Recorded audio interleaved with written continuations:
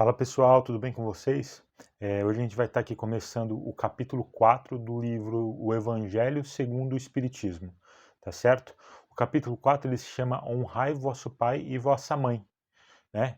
Então, pelo título do capítulo, né, a gente sabe que a gente vai falar sobre a importância, né, da gente honrar nossos pais, né, da gente estar honrando nossos pais, né? E esse título ele faz parte dos 10 mandamentos, né, que Deus passou para Moisés no Monte Sinai, né? Então ele é uma consequência da lei geral da caridade, né, do amor ao próximo, né? Porque a gente não consegue amar o próximo sem antes estar amando nossos pais, né? Mas a palavra honrar mostra que a gente tem um dever a mais, né, com nossos pais, que é a piedade filial. Então, quando Deus disse honrar, né, ele quis mostrar que além da gente respeitar, né, dar atenção, ser submisso, né, ser tolerante e flexível, né, tudo que a caridade pede, né, que a gente seja, mas que a gente precisa ser de uma forma ainda mais rigorosa, né, com os nossos pais, né? Não só os pais e mães de sangue, né, mas os que criaram a gente, né, que cuidaram da gente quando a gente era pequeno, na nossa infância, né. Então esses ainda têm mais mérito, porque têm menos obrigação, né, do que os pais biológicos, né, só que mesmo assim eles demonstraram, seu devotamento, né, aos filhos enquanto a gente precisava. Eh, e Deus ele vai cobrar a gente sempre com rigor, toda violação que a gente fizer, né, ao contrário desse mandamento. Então, honrar nossos pais, né, e nossa mãe, né, não considera apenas respeitar eles, né, mas também auxiliar na necessidade, né, dar um repouso para eles na velhice. E cercar eles com cuidado, né, como eles fizeram com a gente na nossa infância, né. E, e a gente não tem que dar para os pais só os necessários para eles sobreviverem, né, não é só fazer o básico para os nossos pais não morrerem de fome, né, ou não precisarem estar dormindo na rua, né. Os filhos, eles têm que dar para os pais, logicamente, que isso vai depender muito da condição financeira de cada um, né, mas a gente precisa dar também o supérfluo, né, a gente precisa mimar nossos pais, né, quando possível, mas também, saber dar afeto, saber dar carinho, né, e também cuidado, né, mostrar interesse por eles, né, porque na verdade isso que a gente vai fazer é um pagamento, né, uma dívida, que a gente tem com eles, né, porque eles cuidaram da gente, quando a gente era pequeno, né, quando a gente era criança. Eh, e a pessoa que esquecer, né, de auxiliar quem amparou quando essa pessoa precisava, né, essa pessoa ela está agindo contra o amor e contra o cuidado que recebeu, né, e que foi muito importante, né, na sua formação, né, como indivíduo, né. Então, essa pessoa, ela acaba por ser ingrata, né, e a ingratidão é uma dos maiores falhas de caráter que o ser humano pode ter, porque acaba sendo uma atitude egoísta, né, que não leva em conta o esforço e o sacrifício que as pessoas fizeram por nós, né. E como toda ação ela gera uma reação, né, as pessoas que foram ingratas, né, elas vão sofrer pela ingratidão no futuro, né, pelo abandono, né. Se isso não acontecer numa vida presente, com certeza, em uma vida futura essa pessoa vai acabar passando por isso. E a gente sabe também que muitas vezes os pais acabam desprezando seus deveres como os pais, né? E acabam não sendo para os filhos o que deveriam ser. Mas os filhos não têm o dever de julgar, né, nem de punir os pais por essa falta, né? Só Deus tem o dever de julgar, né? Não cabe os filhos estarem reprovando essas atitudes, porque os filhos podem ter merecido que os pais agissem dessa forma com eles, né? A gente não sabe o que que a gente fez numa vida passada, né? Então, uma coisa que o espiritismo me trouxe é que Deus ele é justo, né? E a gente não vai passar por aquilo que a gente não precisa passar para a gente poder evoluir, né? Porque o nosso principal objetivo, né, de estar encarnado é fazer com que a gente progrida, né? É fazer com que a gente evolua e saia daqui melhor do que quando a gente entrou, né? Então, se a lei da caridade ensina para a gente, né, que a gente deve pagar o mal com o bem, né, que a gente deve perdoar as imperfeições dos outros, né, que a gente não fale mal do próximo, né, que a gente ame até os nossos inimigos, né? Então, a lei da caridade ensina para a gente que a gente tem que tratar todas as pessoas com amor, né, com compaixão, com compreensão e saber perdoar, né, independente das suas faltas ou das suas imperfeições, né. Imagina então nossas obrigações, né, com relação aos nossos pais, né. Essas obrigações ainda são maiores, né? Porque quando a gente era pequeno, eles deram a vida pela gente, né? Criando a gente da melhor forma possível, né? Dentro da limitação de cada um. Né? E mesmo que a gente não concorde com tudo que nossos pais dizem, né, ou às vezes fazem, mesmo a gente tendo opiniões diferentes, né, e até discordando com eles muitas vezes, a gente deve sempre tratar nossos pais, né, com amor e respeito. Né, porque, como a gente viu no capítulo 13, o capítulo anterior, né, a pessoa que descumpre a lei da caridade com o próximo, ela acaba cometendo uma falta, né, na visão de Deus. Né? E quando a gente não cumpre a lei da caridade com os nossos pais, né, aos olhos de Deus, a gente está cometendo um crime, né? Porque além da falta da caridade, a gente está também praticando a ingratidão, né? Então acabam sendo duas faltas, né? E quando Deus passou para Moisés o mandamento: honrai a vosso pai e a vossa mãe, né? A fim de viverdes longo tempo na terra, né? Que o vosso Senhor Deus o dará, né? A explicação dessa frase acaba se encontrando na parte que está escrito Deus vos dará, né? Então dará no futuro, né? Então a terra que Deus dará é a terra prometida. Só que Deus precisou utilizar da linguagem dos hebreus, né, daquela época, né, que ainda não entendia muito sobre a vida futura, né, porque a visão deles ainda era muito limitada, né, e não conseguiam enxergar além da vida corpórea, né. E com a chegada de Jesus, né, as ideias já estavam mais desenvolvidas, estavam mais claras, né, então Jesus já podia falar mais abertamente. E aí disse: Meu reino não é deste mundo, né? É lá e não na terra que recebereis as recompensas das vossas boas obras. Né? E com essas palavras, né, já dá para perceber que a terra prometida não fazia parte do mundo físico. Né? Mas para a gente honrar nossos pais e nossas mães, a gente precisa saber, na verdade, quem são eles na visão de Deus. Né?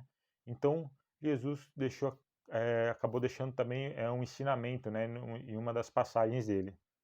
Né? Então Jesus estava um dia reunido ali com aquela multidão, né, que era de praxe, e a mãe dele e os irmãos deles não conseguiam nem chegar perto dele, né? Aqui eu vou estar abrindo um adendo, né? Porque quando a gente fala de irmão de Jesus, acaba ficando sempre uma dúvida, né? Será que realmente Jesus ele tinha irmãos, né?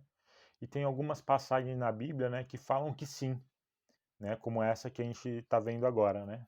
É, mas não tem como provar, né? Porque quando a gente pesquisa, né, sobre esse tema, a gente vê muitas divergências, né? E a gente vai ouvir falar pessoas comentando que esses irmãos de Jesus, na verdade, eram filhos do primeiro casamento de José, né? E a gente vai ouvir falar também que a palavra irmão, né, na Bíblia, né, podia ser traduzida como parente próximo, né? Então fica difícil da gente saber a verdade, né? É, mas voltando aqui para a passagem, né, Maria então mandou chamar Jesus para poder falar com eles, né? E quem estava mais próximo de Jesus, né, acabou passando a mensagem e disse: Tua mãe e teus irmãos estão lá fora e te chamam, né? E Jesus acabou respondendo: Quem é minha irmã, quem é minha mãe e quem são meus irmãos, né? E todo mundo começou ali a olhar um para a cara do outro sem entender nada, né, o que estava acontecendo, né? E aí depois Jesus voltou a dizer: Eis aqui minha mãe e meus irmãos, pois todo aquele que faz a vontade de Deus, esse é meu irmão, minha irmã e minha mãe, né? Então, tem certas passagens de Jesus, né, que acaba às vezes parecendo estranha, né? Porque Jesus ele tinha uma visão das coisas de uma forma tão benévola, né, que muita gente não conseguia entender às vezes, né? Ele estava muito à frente do tempo, né? Logicamente pela missão, né, que ele veio cumprir aqui na Terra, né? Ele pensava muito à frente e tem muitas passagens que a gente não entenderia, né? No caso até hoje, né? Se o espiritismo ele não trouxesse essas passagens de uma forma mais simplificada, né? Mas o que deixa visível, né, da vinda de Jesus é que ele vem ensinar para a gente, né, a lei do amor e a lei da caridade, né? Isso aí ninguém consegue negar, né? Então, os ensinamentos que ele passava estavam todos dentro do amor e da caridade, né? E quando a gente não consegue identificar isso em uma dessas passagens de Jesus, é porque provavelmente, né, a gente não tenha entendido direito essa passagem, né? né? E nessa passagem que a gente leu agora, parece que Jesus está mostrando uma certa indiferença, né, com seus parentes e com a mãe dele, né? Mas Jesus ele não queria perder a oportunidade de poder ensinar, né? E com a chegada da família, ele aproveitou para mostrar para a gente a diferença entre a existência da família corporal e a família espiritual, né? Mostrando que os laços de sangue eles não estabelecem necessariamente vínculo entre os espíritos, né? Porque o corpo ele procede do corpo, mas o espírito ele não procede do espírito, né? Porque o espírito já existia antes da formação dos nossos corpos físicos, né? Não são os pais que criaram e geraram o espírito dos filhos, né? Eles só criam um invólucro corpóreo, né? Só criam uma vestimenta física, né? Para o espírito estar podendo encarnar, né? E depois de encarnado, auxilia no desenvolvimento, né, moral e intelectual dos filhos, né? Para fazer com que as pessoas progridam, né? E os espíritos que encarnam, né, em uma mesma família, né, especialmente parentes próximos, né, na maioria das vezes, esses são espíritos simpáticos, né? Eu falo na maioria das vezes, né, porque às vezes pode ser que esse espírito encarna na mesma família por expiação ou prova, né, como a gente já falou um dos capítulos anteriores. E os espíritos simpáticos, eles são espíritos ligados por alguma relação anterior, né, na vida terrena, né? Então, o verdadeiro laço de família não é aquele gerado pelo mesmo sangue, né? Mas sim o da simpatia, né, da comunhão de pensamentos, né, que acabam ligando os espíritos antes, durante e depois da encarnação. Então, dois seres nascidos de pais diferentes, eles podem ser mais irmãos por espírito do que irmãos de sangue, né? E eles sentem prazer em estar junto um do outro na encarnação, né? E do mesmo jeito, né, que dois irmãos de sangue, eles podem se rejeitar, né? Que já é um problema moral, né? Que só a pluralidade da existência que é capaz de resolver, né?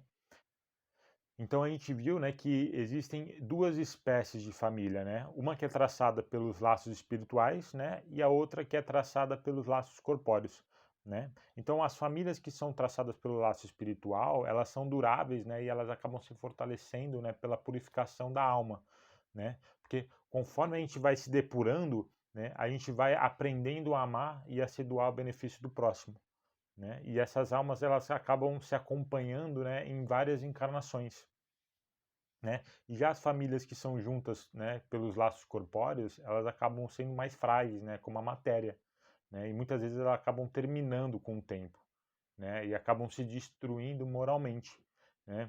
Foi por isso que Jesus disse, né, aqui estão minha mãe e meus irmãos, né, dizendo que ali estava a família dele pelos laços espirituais, né? Porque todos que fazem a vontade de Deus, né, ela faz parte da mesma família, né? Então, resumindo esse capítulo, né, honrai a vosso pai e a vossa mãe, né, orienta que a gente tenha respeito, tenha gratidão, né, e obediência pelos nossos pais, né, sabendo da importância que eles tiveram na nossa vida, que eles têm na nossa vida, né. Então, honrar nossos pais não é para a gente obedecer eles cegamente, né, e ter que aceitar todas as decisões que eles tomam, né, mas reconhecer a importância, né, e o valor que eles tiveram na nossa vida, né, cultivando uma relação de amor e gratidão e respeito, né. Isso acaba incluindo, né, cuidar dos nossos pais na velhice, né, ajudando eles nas necessidades, né, e saber reconhecer, né, as suas contribuições que tiveram na nossa formação, né, e desenvolvimento como pessoa, como indivíduo, né. Então, honrar os nossos pais, né, é reconhecer e agradecer por todo esse trabalho, né, e dedicação, e saber cultivar uma relação de amor e respeito, né, com aqueles que trouxeram a gente ao mundo. Beleza? Então, pessoal, esse aqui então foi o capítulo 14 do livro O Evangelho segundo o Espiritismo, né? Eu espero que essas informações elas tenham sido úteis, né, para quem estiver ouvindo aí. E agradeço a todos aqui que chegaram até o final do vídeo, beleza? Então, aguardo vocês então no próximo capítulo. Valeu, pessoal, até a próxima.